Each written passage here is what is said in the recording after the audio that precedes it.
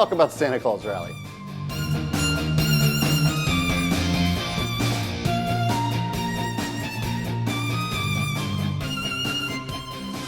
All right, the Santa Claus rally. Some people think the Santa Claus rally is supposed to start, wait a minute, let me take this off. Some people think the Santa Claus rally is supposed to start as soon as Santa crosses the finish line at the Macy's Day Parade. That's just the biggest misconception that we experience when people start talking about the Santa Claus rally. So what is it exactly?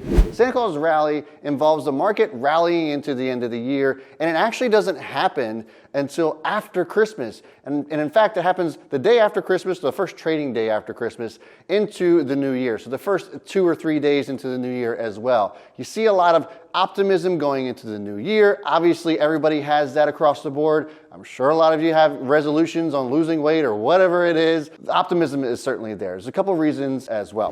One of the next theories as to why the Santa Claus rally takes place is because of bonus checks at the end of the year. I know a lot of you probably get those towards this time of the year. Most companies do it to write off on their taxes or plenty of other reasons, but nevertheless, a lot of people get bonus checks, and that's when you start to see the market move as well. Imagine, remember when we got stimulus checks, 1, 2, and some of you 3, what the market did at that time. A lot of you guys actually started to get into the market when you got your stimulus checks, and the crypto market went crazy. So you can just imagine when bonus checks start to come in, they get reinvested into the market, and that is another good theory as to why the Santa Claus rally takes place. But no matter what the reason for the Santa Claus rally, the fact of the matter is that it actually does happen most of the time. 67% of the time since the 60s, the Santa Claus rally has actually taken place. Now, this also means that it doesn't happen every year. In fact, as late as 2018, we didn't really see much of a Santa Claus rally at all. If you recall, it actually did the opposite. We saw a pretty sharp correction going into the new year. But it is interesting, the statistics on positive years of the Santa Claus rally, what exactly the return actually is. Since 1950, the S&P has gained on average 1.3% during the Santa Claus rally in that week, which is pretty impressive. So what does this mean for your investments? You might be asking yourself, does it matter if I'm just in something, or do I have to be in something more specific? And so that's a really great question. We just heard from the Fed about how they're going to be tapering and raising rates next year. And I've been going along with this theme really for the last half of this year, but really kind of talking a lot more loudly about this quality issue. Well, there's been a lot of people, especially if you are just started to join the market during the pandemic, that kind of gone away from looking at good quality stocks, stocks that make you money, or stocks that make money. It's going to be really important that you're in something like that rather than something that's super speculative, that has growth potential, but not quite earning the money right now. It's going to be really important to look at that. So I'm going to give you 3 stocks that I think could participate in this Santa Claus rally if we get one. All right, so the first stock that I actually think is going to run into the Santa Claus rally is none other than PayPal. We take a look at the chart here. You can see why I like it so much. It's clearly oversold here on RSI, and it's down here, and it's settled down to a really nice bottom around $180 a share. There's definitely a lot of room for this to run, considering it came all the way down from $310 a share, which means that it's down over 30%.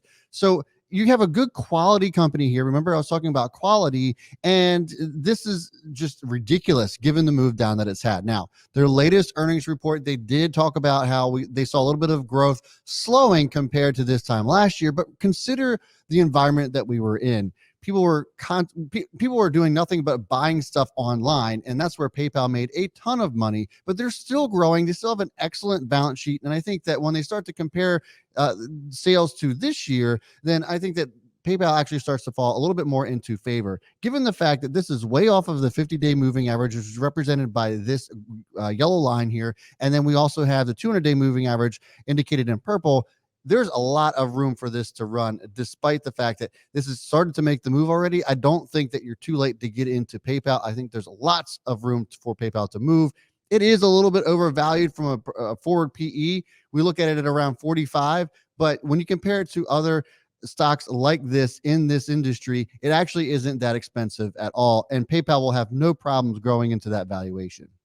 Not to mention, if people are doing more spending during the holiday season, stands to reason that PayPal actually will do quite well from a growth standpoint during this quarter as too. So I think that looking at PayPal, this seems to be a really good value down here, and it's going to come back. I like the support here around 180. It seems to have held that really well. And then watch for this to make moves up towards $200 a share. It's at 190 right now as of this recording. If it makes it past 200, I think that we could start to see this really gain momentum through that 220 and then maybe even to 230 into the beginning of next year. I don't think that this is going to actually happen. I don't think we're seeing 230 by the end of the year. I think that it's very likely we see 210 by the end of the year. That's very a realistic expectation in my opinion. Next, we have Disney, and this is kind of falling along the same lines here. Disney is actually a park that gets visited quite often. It's very popular during this time of the year, in the time of the holidays. Lots of families go down and spend their time at Disney during Christmas time or during Hanukkah, what have you. This is the time of the year where a lot of institutions, a lot of schools are closed, so it's a perfect time to go away. And Disney is all but reopened. They do have some restrictions as far as COVID's concerned, but Disney parks was their largest revenue driver before the pandemic, and now those parks are back open. And so I expect a lot of revenue to come back into those parks. And then you add on Disney Plus on top of that. And Disney, in my opinion, is super undervalued given where it came from all the way up at $200 a share. Look at this move that it came once Delta hit, and it really hasn't recovered. A lot of investors weren't happy with the way that they reported their last earnings, despite the fact that their CEO actually was very transparent and very open every step of the way. And I think it is that did not deserve the punishment that it got when it ran all the way down to 142. Sitting at 150 right now, and I think that 142 area will probably act as support. But I think that a move back to 162 going into the end of the year is certainly realistic here. And I think that, in my opinion, presents itself with a really good opportunity for Disney.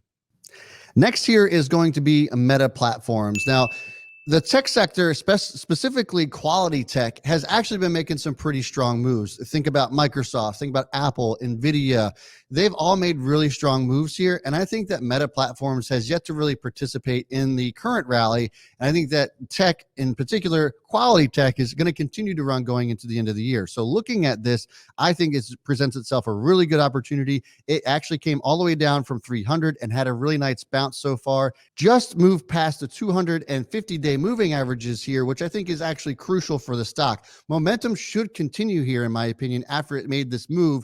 And I think that 345 is going to be an interesting place to watch for a resistance break, which I think actually does take place here. So look for this break above 345. If we see any retests on support around 327, that's where I would certainly be looking for areas of opportunity to either add to or maybe grab a starting position. You could easily grab a starting position where it sits and kind of see where it goes and add to it as things start to move along with Facebook or Meta Platforms. I'm never going to get used to that. But looking at Meta, I think that this actually presents itself with a really good opportunity, given the fact that it's come down from its 380s high, 386 highs. There's plenty of room for Facebook to run. So guys, let me know what you think in the comments. Are we getting a Santa Claus rally? Let me know if yes or no, and which are your favorite stocks that you think might make the biggest moves going into the end of the year. That's going to do it for me. Make sure you hit that thumbs up, subscribe, and as always, folks, I'll see y'all before the bell. B. Smith is out.